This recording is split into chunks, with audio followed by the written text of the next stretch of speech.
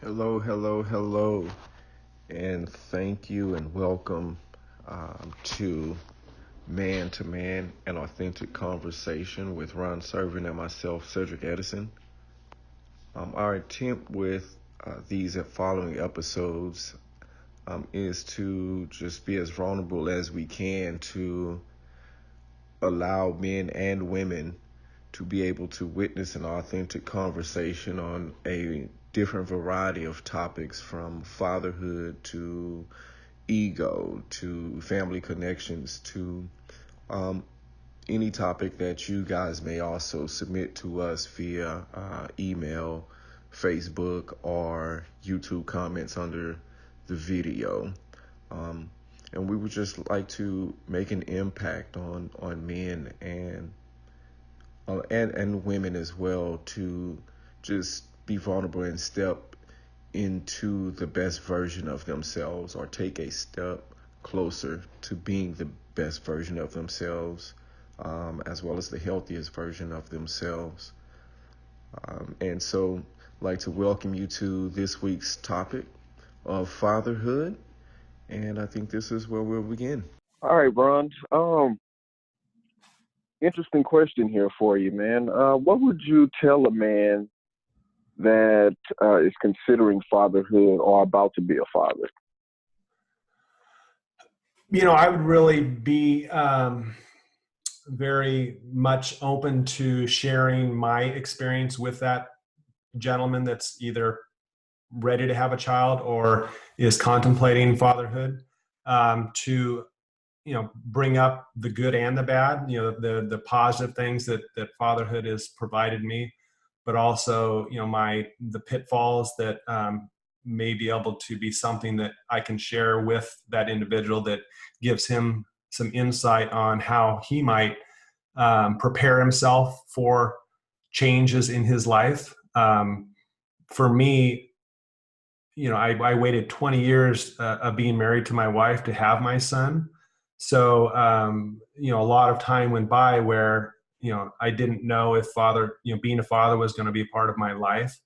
And it was a big change for me. Obviously, the things that I was doing in my life that were, very much centered around my wife and I, were very doable because we had the time to experience life. Then my son came into the world and changed everything, in so many good ways. So if I was to sit down and speak with a man or a gentleman that's considering having to go into fatherhood, just being willing to share um, what to expect, what not to expect, not going into it with the same mindset of what he may have experienced as a son, to a father, and not think that things are written in stone, as far as the type of father that they can be.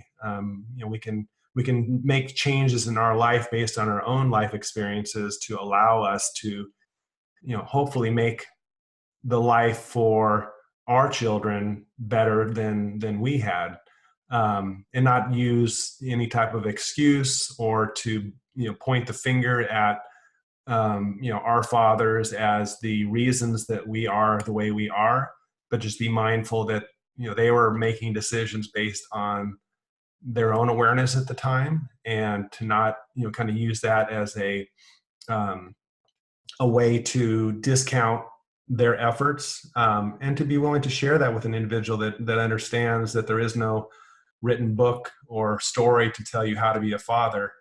So I think just going into it with very open, being very open-minded, kind of check yourself at the door of what your life is currently, and be very willing to grow with that individual in all ways possible.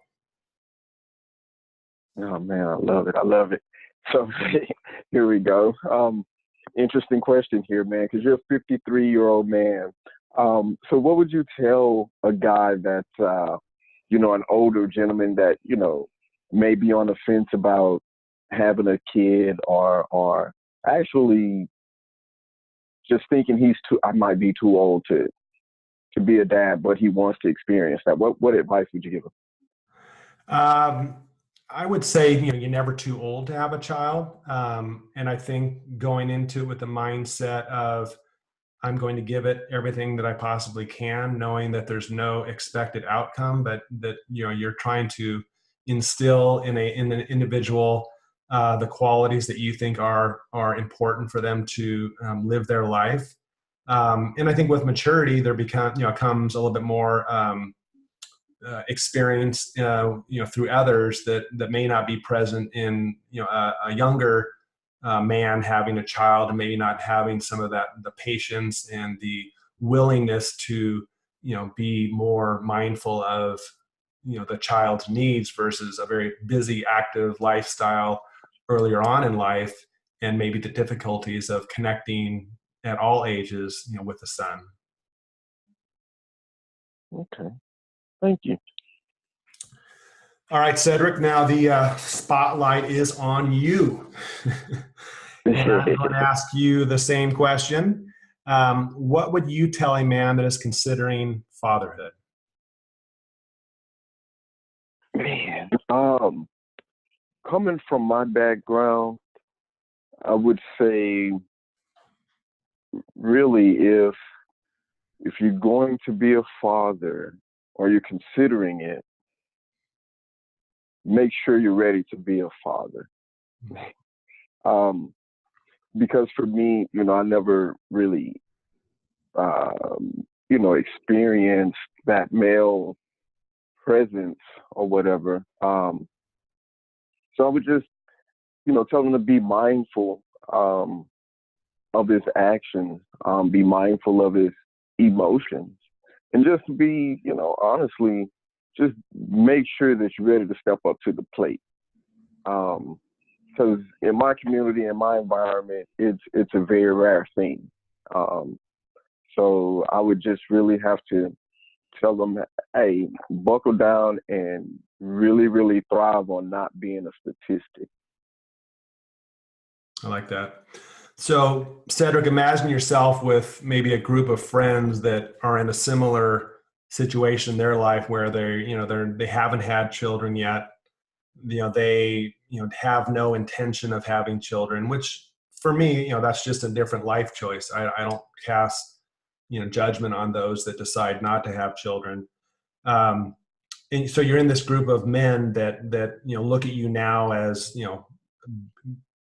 moving down the road of being a father, and you're kind of hearing some of that chatter and kind of that uncertainty of how you might still fit into their world, being friends and acquaintances, and having that bond with those men in your life. How might kind of move yourself in that situation through some of that resistance, or maybe not that support that you may experience being a father in the unique situation that you're moving into? Um, it would probably sound something like this conversation here. Well, that conversation's going on, and I'm like, hey man, y'all mind if I add my little 2 cents to it? um, so I hear a bunch of y'all saying, negative stuff, or y'all not sure about it or whatever. But I know for me, man, I'm 38 years old, and to me, I feel like I'm later in life to be having a kid. But I'm telling you, if you just be in the moment and appreciate it all and understand the capacity and the impact that you will have on the human life and on the world through, vicariously through this little human, your mini you, just enjoy the moment. And don't stress, man. And don't be afraid of it, because you have to, you'll figure it out. Is no magic signs, no book, none of that. I mean, mine's not here, but I now realize it's fine. You'll figure it out. Don't be afraid. That's kind of what that conversation would sound like, honestly. I like that. Thanks for sharing. You're welcome. So,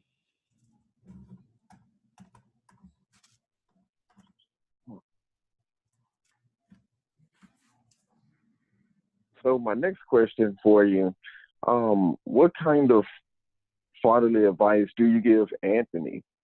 You know,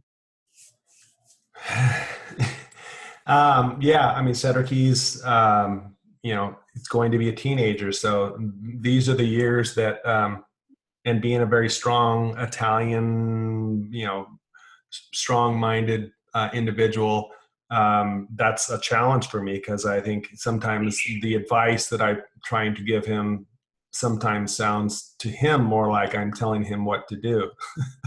So I have to be very, mindful and aware of connecting with him at a level where he doesn't feel like I'm kind of his authoritarian versus his father.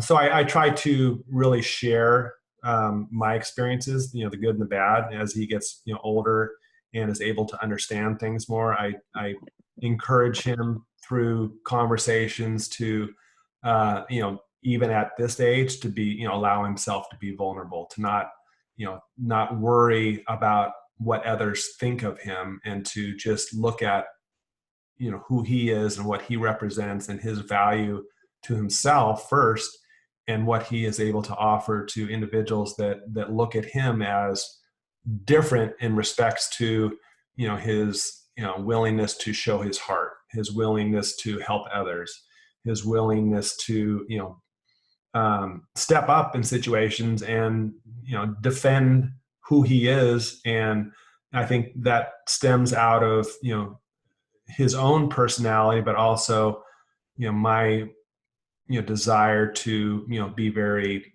connected to him, to again show him those sides of me, and to speak with him about um, uh, challenges around all areas of my life, and not make it out to be a rosy picture that I haven't had difficulties to get where I'm at, and to also share with him that most likely there's going to be these challenges that'll be with me for the rest of my life, and that's okay.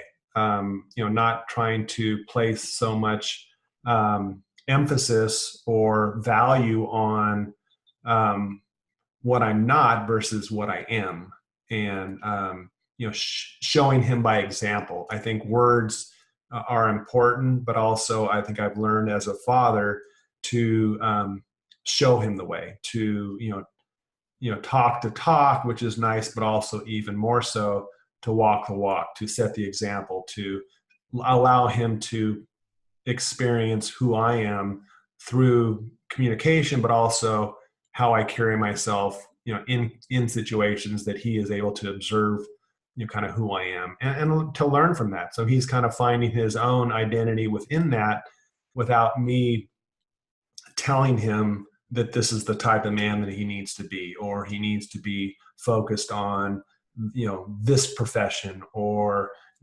other aspects of how he's moving through his life. So, kind of getting back to the initial question, it's advice. I mean, I think it's, trying to share with him again, the good and the bad, and the expectations that he needs to be understanding in his life, to kind of guide him through failures and successes, but also again just showing him by example. And that's not always me sitting him down and telling him these things. It's actually living my life very mindfully and very honestly, and very boldly, to where he can hear what I say, but also see that I'm expressing that, and without any type of judgment on myself. okay, appreciate it, appreciate it. Um, because I heard you say, there's like a difference between, um, not being that authoritative person, or being that person. So, and this is really for me, because I'm kind of dealing with this, and I kind of, and this is, this should be kind of talking and people listening to what we're talking about. But hey, man, my nephews and nieces right now, they think they're grown. So now you're facing this. Boy, being a father, like what advice would you? I need help. So you said they're being what? I'm sorry, Cedric? Like they think they're grown, and how does that conversation sound? Like, how do you structure that to not just like pull your head out of your butt and versus, like, okay, hey, here's what we need to do. Well, I think what I've learned, sometimes later in our relationships with our son versus, more mindfulness now around that is, creating clear boundaries. And I think that's been a challenge for both my wife and I of maybe some uh, missing some opportunities when they're younger to very clearly, allow them to understand what's right, what's wrong, what's accepted, what's not accepted, and being consistent with follow up. So I think we all want and crave parameters to work within and to live our life within that to leads to an acceptable or a lifestyle that's somewhat congruent with the universe. Um, so I think I think being very clear on a regular basis with individuals, whether your nieces or nephews or your son, and establishing that at an early stage, or if it's kind of later in life, later in their ages, which in some areas has been kind of the work my wife and I have with my son. Sticking with it and allowing for growth, not assuming that although they may be struggling with what you're expecting from them, and you're being a little bit more diligent and following through on the repercussions if they deviate from what you're asking them to do. There's that willingness for that tough love, and I think that doesn't always feel good, because that then especially when they're teenagers and getting of that age where they're developing a very more bold personality, they may say things like that don't necessarily sound like things you want to hear from your children. I hate you. I never want to talk to you again, or things like that can be a little bit hurtful.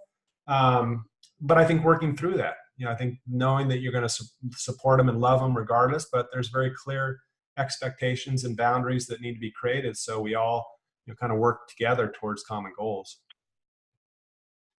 Okay. Cool. I appreciate it. I needed that. Just keeping it real. So now for you, Cedric, what kind of fatherly advice will you give your child? Oh man. Question of the day. 'Cause I'm about 4 months away from it being real, I guess. um, man, really to be compassionate and appreciative. Appreciate everything you have. Um, and love unconditionally, like love all people, because I kind of came up not trusting people, not really getting emotionally attached to people, and along the way of my life, that made some things a lot harder to have to deal with mentally, emotionally, or whatever. And we definitely don't want our kids to struggle or have to go through some of the same things. Of course, we want it to be easier. So, accept all people, be earnest. Um, but at the same time, love what's yours and protect what's yours, and never back down if you're right or if you feel like you're right. And to, I mean, it's so much, man. It's like, and that's the beauty of it. I'm so excited, and this is how I'm looking at it. Like, I have this plethora of knowledge from my life. I have 38 years of it to give to them, but I have their whole life to, teach them that. Man, be compassionate, but also research and question. Don't just assume the first answer you come up with is tell all be all. Research, question your questions. Man, that's a beautiful question. But mostly that stuff. Right. So I don't know if that answers your question or not. it does. And it just, when you were speaking, I didn't necessarily have a specific question, but you brought up the word trust. So a couple things around that, I guess, just, maybe some thoughts, food for thought as you move forward towards fatherhood. First of all, just trust yourself. You're moving into an area that has a lot of uncertainty around it. And, that's going to continue for many, many years. Even when they're grown and out of the house, there's still going to be different variations of uncertainty.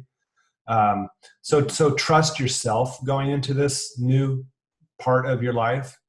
And obviously trust in as many areas of your life that you possibly can. But, this is, a new human coming into this world with nothing but love as they, kind of enter into your life. And they trust and they love, all these basic human needs that are just raw and looking for, nourishment and all the things that you're going to give him or her. So trust your instincts going through that process. Build that trust, in your son or daughter as you're, early stages, and know that even those simple, stares when they're in their crib and are first born, for that matter.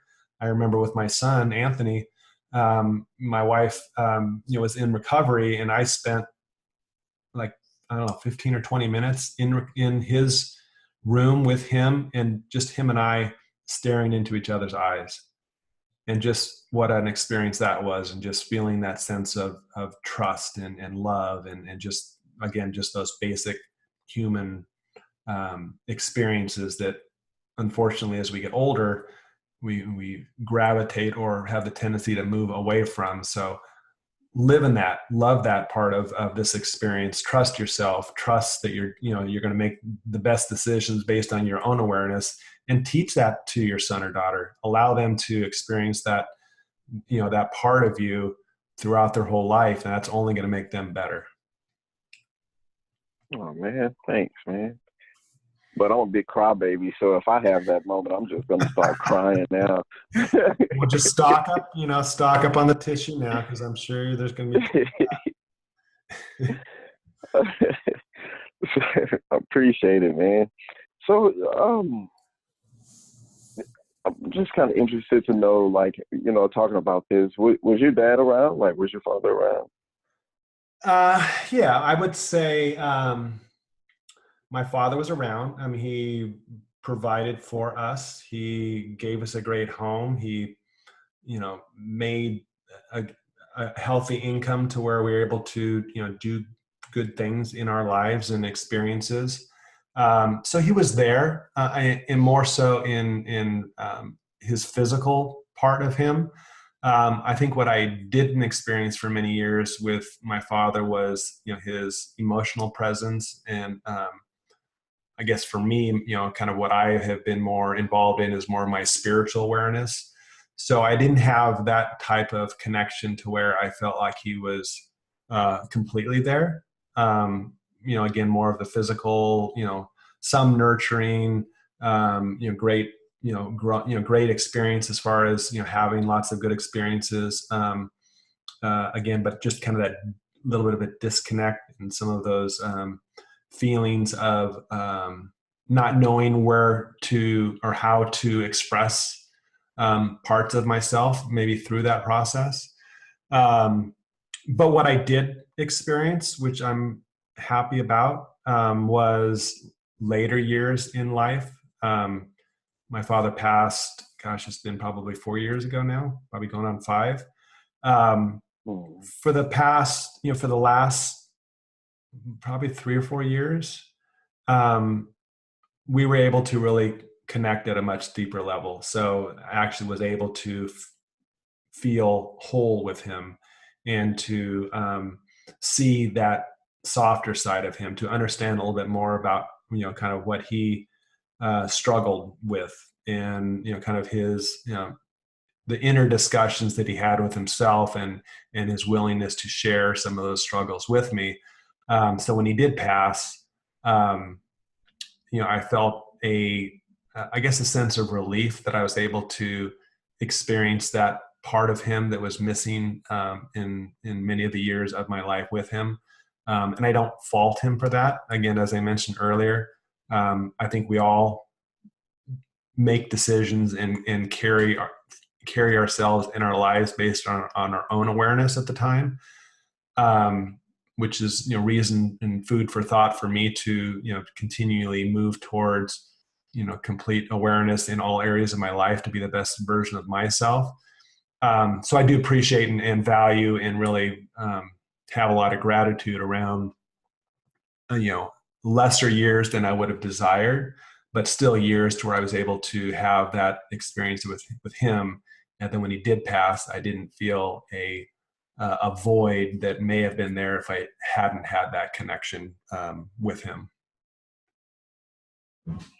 Man. So, like, how was it, or like, what did you have to do, or how did you prepare yourself, I guess, if I'm asking the question right, to even allow yourself to begin down that path of getting to know him? I had to accept him for who he was. I think we all have aspirations or ideas or envision our fathers as great men that are warriors and would battle life and do everything the best they possibly can for us, for themselves, for their family. So I think when I experienced that vulnerable side of him and the pain that he I carried inside of him for many years of his life, when he kind of opened that door for me to allow for me to understand a little bit more about him, I think he felt that was a story that he wanted to tell. So it was just kind of my desire to spend the time with him to kind of get past some of the quirkiness that he about him that at times in the past had made me a little bit less willing to push through some of that uncomfortable conversations or uncomfortable experiences with him. When I felt like that door was open slightly, then I think I just took advantage of that and tried to pursue it more, and it seemed to open much quicker than I thought it might, just because I think it was something that he needed to release, and to be able to move past the pain, or at least understand and be able to shed some of that weight that he was feeling for a lot of years of his life. Wow. Oh. Thank you for sharing, man. I still feel today, Cedric. I mean, I think that I still feel him, which is a great feeling. And it's not just about the memories. I think the memories are there, but I definitely feel his presence, and it gives me some peace of mind in my life to still feel like that he is a part of my life, not physically, but I experienced that. So I'll leave it at that.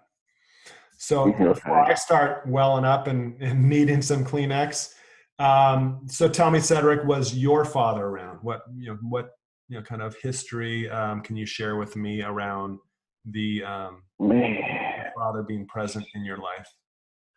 How did we get hooked up, man? We are really, really from two totally different worlds, man. Cause golly, this one's tough. But me and my joke, like how I joke, I would have to say I had the whack-a-mole dad. He was the mole. You never knew when he was gonna pop up, where he was gonna pop up. And whenever he did, you would have got with the basher, he was gonna do something, to piss you off, and and that's how we would part ways, he show up and whoop me for something, and I'm like, oh well, damn, dude.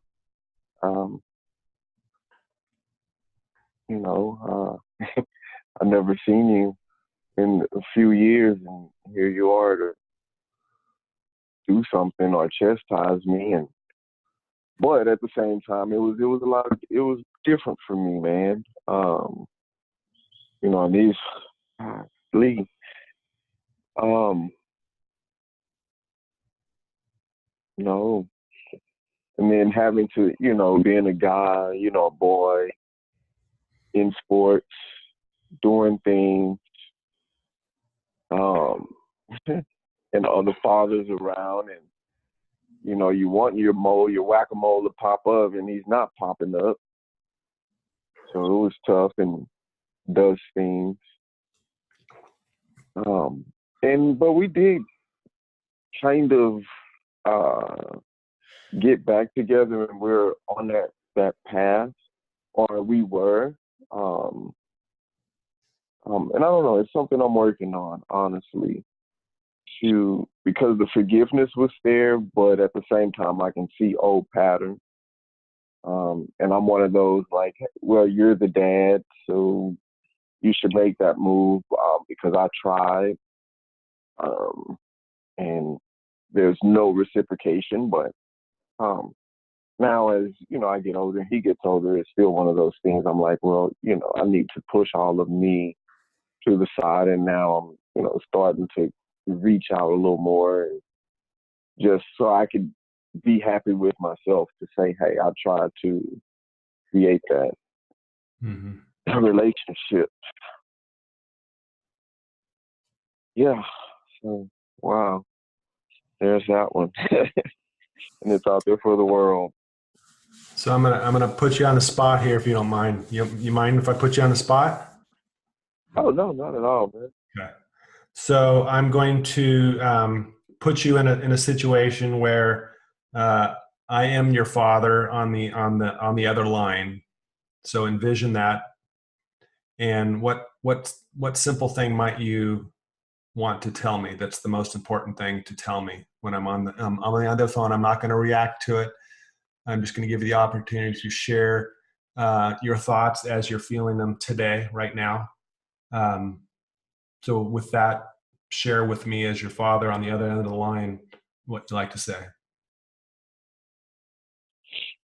Wow.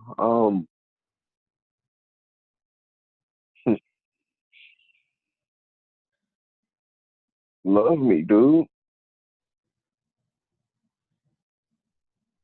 Love me like you loved other people. I'm worth it.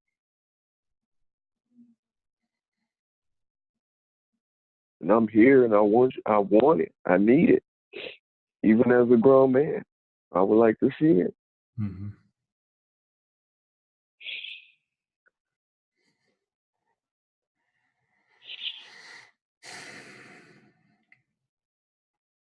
Oh, man.